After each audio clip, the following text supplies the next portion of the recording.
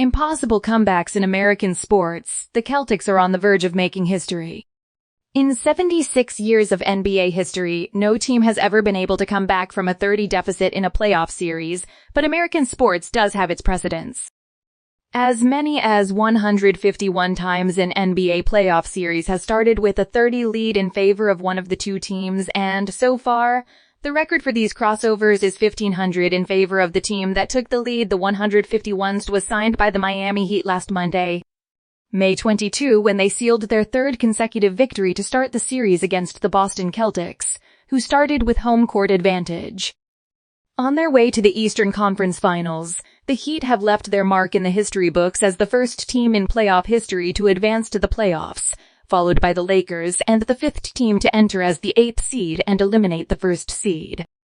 But the ultimate punch to history right now is in the hands of Boston, which has put the series at 32 and is threatening a comeback to tell for generations to come. Only 3 times has a team that began by losing the first 3 games of a series ended up forcing a 7th. The Knicks, who tied the Rochester Royals in the 1951 NBA Finals, the Nuggets against the Jazz in the second round of the 1994 West, and the Trail Blazers against the Mavericks in the first round in 2003.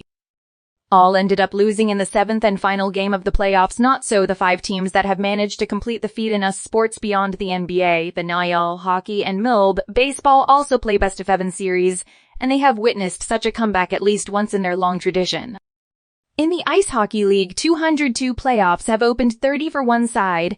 It is the only North American major to have experienced more than one such comeback. On up to 4 occasions a team has overcome the biggest deficit that a playoff can see without closing in the sport. Perhaps the first of these was the most important, as the 1942 Stanley Cup between the Toronto Maple Leafs and Detroit Red Wings was at stake, the second and third most successful teams in the NL respectively. Surprisingly, the Ottawa Citizen, one of the main local headlines, headlined, taking the focus away from any epic Canadian field hockey breaks attendance record in Leaf Stanley Cup win over Wings, headlined its April 20, 1942 sports section. Of the rest, the 1975 New York Islanders, who, after overcoming a 30 deficit against the Pittsburgh Penguins in the quarterfinals, almost did the same again in the next round against the Philadelphia Flyers, forcing a 7th. The Philadelphia Flyers themselves in 2010 and the Los Angeles Kings in 2014 round out the quintet. A small moment in 154 years of history. Baseball is a different case for being the longest-lived sport in the United States, and the one that most adheres to the identity that saw them born as an independent country. Also for that reason, the most complicated at the time of counting on registries that document with precision the 154 years that passed since the Bats sought to found the first professional team back in 1869 in Cincinnati.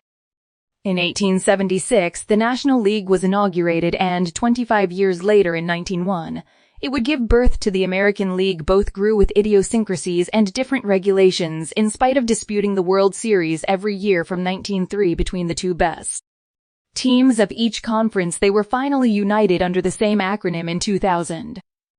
Since the shared existence of both conferences, only 40 playoffs have gone 30, 31 of which were resolved in 4 games. 5 in the 5th, 2 in the 6th, and 2 that have gone to the 7th, although this has a catch as previously only the final series was played to 7 games. And it was not until 1985 that the conference finals introduced that format. Indeed, the Boston Red Sox are the only team in MLB history to have overcome the adversity of all adversities, and what better scenario than the American League Finals against the New York Yankees.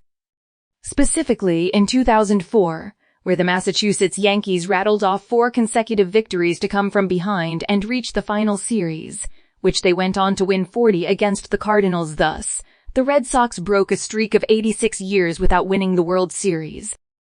A prolonged misfortune that began in 1919, when Harry Frazes decided to sell Babe Ruth, one of the greatest legends in the history of batting, to the New York Yankees. Almost a century later, Boston got the best possible revenge.